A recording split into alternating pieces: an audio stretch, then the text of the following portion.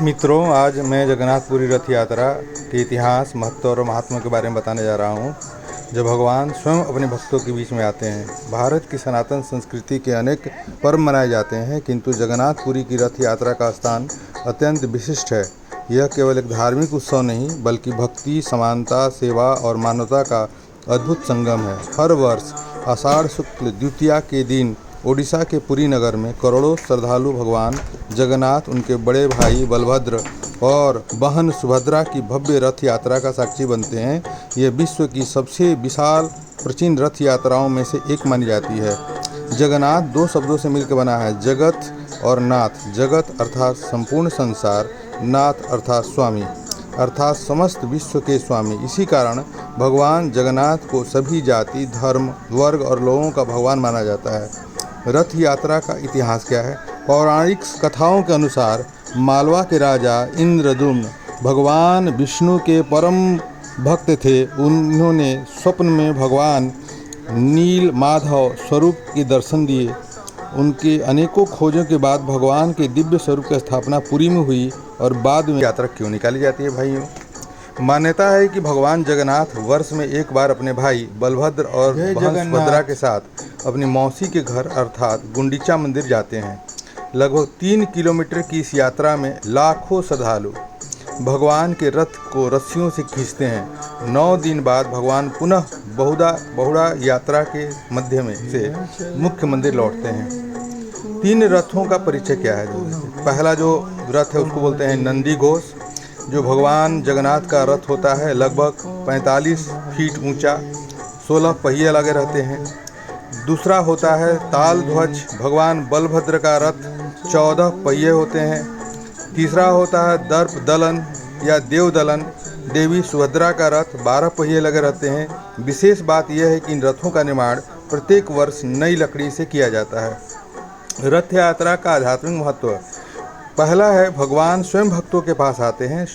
सामान्यतः भक्त भगवान के दर्शन करने मंदिर आते हैं, परंतु रथ यात्रा में भगवान स्वयं अपने भक्तों के बीच आते हैं। दूसरा, समानता का संदेश। रथ खींचने का अधिकार सभी को है।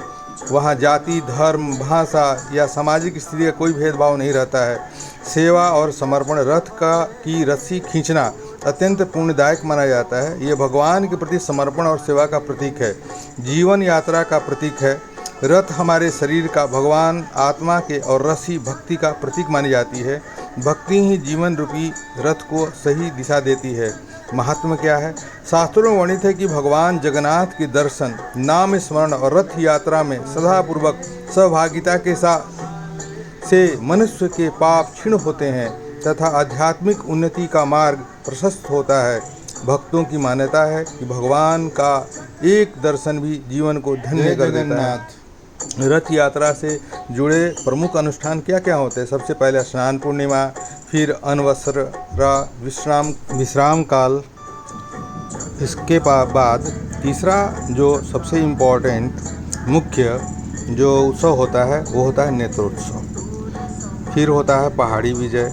फिर होता है छेरा पहाड़, जिसमें राजा गजपति महाराज स्वयं स्वर्ण झाड़ू से सेवा देते हैं।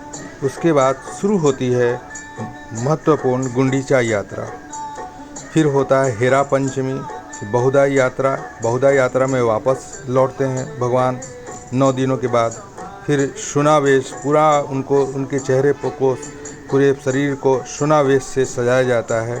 और तब लास्ट में होता है नीलाद्री विजय, और तब ये वापस अपने पूर्व स्थान पर पहुंचते हैं।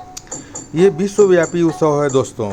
आज केवल पुरी ही नहीं, बल्कि भारत के अनेक शहरों तथा लंदन, न्यूयॉर्क, जोहान्सबर्ग, सिडनी सहित विश्व के अनेक देशों में भी जगन्नाथ रथ यात्रा बड़े उत्साह और श्रद्धा के साथ आयोजित की जाती है। जीवन के लिए संदेश है ये। जगन्नाथ रथ यात्रा हमें सिखाती है ईश्वर सभी के हैं, सेवा सबसे बड़ा धर्म है, अहंकार छोड़कर भक्ति अपनाएं, प्रेम, समानता और सहयोग ही सच्चा धर्म है। और अंत में हम यही कह सकते हैं कि जगन्नाथपुरी की रथ यात्रा केवल एक महत्वपूर्ण धार्मिक आयोजन ही नहीं है, बल्कि भारतीय संस्कृति, आध्यात्मिकता और सामाजिक समरसता का जीवंत उत्सव है, जो भगवान स्वयं अपने भक्तों के बीच आते हैं। तब यह संदेश मिलता है कि ईश्वर तक पहुंचने का मार्ग किसी विशेष वर्ग के लिए नहीं बल्कि प्रत्येक श्रद्धालु के लिए खुला है।